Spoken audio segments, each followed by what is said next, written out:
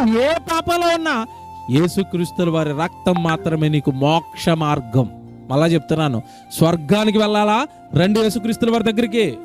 ఇది మతం కాదు, నిన్ను పుట్టించిన నీ దేవుడు సృష్టికర్త దగ్గరకు నిన్ను చేర్చే మార్గం. రక్తంతో రూపొందిన రక్షణ మార్గం, రక్తంతో స్వర్గానికి దేవుడు వేసిన మార్గం ఇది. ఆయన రక్తంలో నీ పాపాలు కడుక్కో. ఆయన రక్తం ద్వారా ఒక నిబంధన ఏర్పడింది, కొత్త నిబంధన. ఆయన దగ్గరికి రా, ఆ నిబంధనకు నువ్వు లోబడు, బాప్తిసం తీసుకో. నమ్మి బాప్తిసం పొందినవాడు రక్షించబడును, నమ్మని వానికి శిక్ష. శిక్షలోనికి వెళ్ళిపోతావా? నమ్మి ఆయన రక్తంలో నీ పాపాలన్నీ కడుక్కుని పరిశుద్ధుడవయ్యి చచ్చిపోయిన తర్వాత దేవుని స్వర్గాన్ని చేరుకుంటావా? అవకాశం దేవుడు నీ చేతుల్లోనే పెట్టాడు.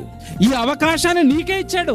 ప్రతిరోజు ఏదో ఒక దైవజనుడి నోట ఈ రక్షణ సువార్త నీ దగ్గరకు తీసుకుని వస్తున్నాడు. మారండి, పాపాలు కడుక్కోండి, పరిశుద్ధులు అవ్వండి. ఈ అవకాశం నీకు చచ్చిపోయిన తర్వాత రాదు.